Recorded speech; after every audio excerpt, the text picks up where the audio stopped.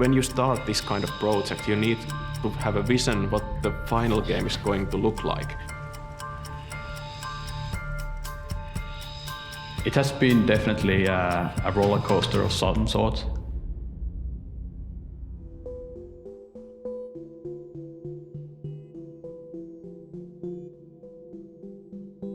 Iceflake Studios is a game studio, and we are located in Tampere, Finland.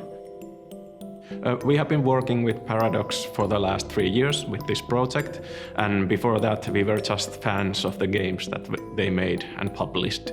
This, in a sense, has been a dream come true, to be part of that family that makes the games that we love so much ourselves.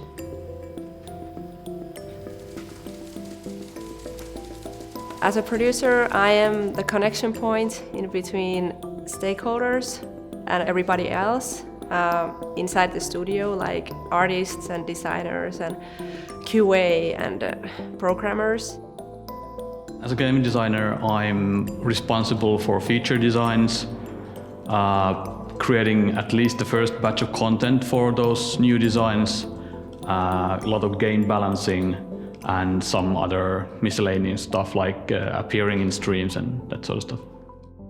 Studio manager is responsible for the everyday operations at the studio, but it also is a person who is responsible for the long-term vision of the studio, what kind of games we are making, how we are making them, and what is the future where we are going with the company or the studio.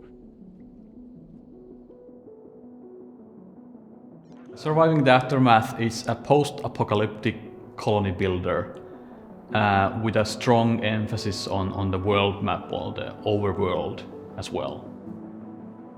The premise is that what would happen if our world would face something so big that most of the mankind would be devastated, and how would those who survive live after that. And that was the idea and the inspiration, what we wanted to see and what we wanted to get answers to.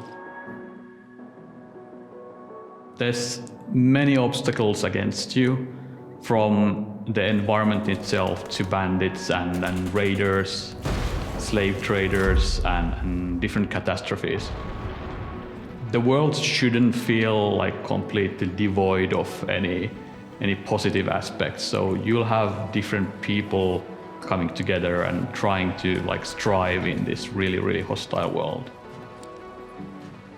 I would say that Surviving the Aftermath fits into management genre, into more challenging end of the spectrum. It is not a relaxing game in a sense as many other management games are, but it is more challenging, and it keeps you on your toes while you are playing. It constantly throws new challenges in front of you, and you need to survive through those challenges and learn about your mistakes and create a better society through those mistakes and learnings you face. The early access time for this game was a common decision in between us and then Paradox Publishing. The unexpected challenge for me in early access was that we have to put features together bit by bit. So we have to be really careful on deciding what to do first, what to do later, and maybe what to cut out completely, so that the feature itself is always complete and playable throughout the early access. In a management game genre, the balance is a key, and getting that balance correct takes a lot of time. And through early access, it's been a great way to make this kind of game, because getting feedback from the players about balance and other issues is very crucial to get the end result right.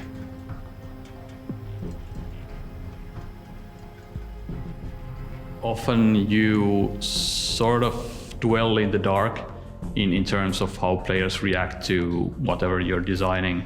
So getting that feedback straight away and maybe correcting something with it is really super useful. If we look at the update, the first early access update, and compare it to the newest one, we have added plenty of new features, and we have improved a lot of features, and even the visuals have been tweaked, so you can really see the difference. One example about how different pieces of a puzzle fall in place and how they affect the entire gameplay and the feel of it is the update called Nuclear Winter, where we added temperature gameplay and also the winter catastrophe into the game. We had several systems in place much earlier in the development, like for instance, production of firewood and temperature and catastrophes, but not before this update. They didn't affect each other that much. But now you need to worry about production of firewood and production of food, because you can't produce food during winter. So preparing for something worse that is coming, it is essential part of the game, which wasn't that way before. And you see how different aspects of the game that are separate to each other combine into an intertwined system that you need to master while playing the game. As a management game, the building side is similar to what you might expect from a game in this genre.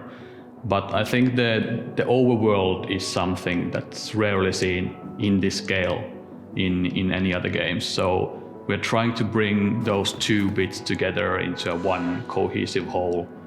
So the survival aspect continues both in the greater world, but also feeds back to the colony map and back into the exploration again.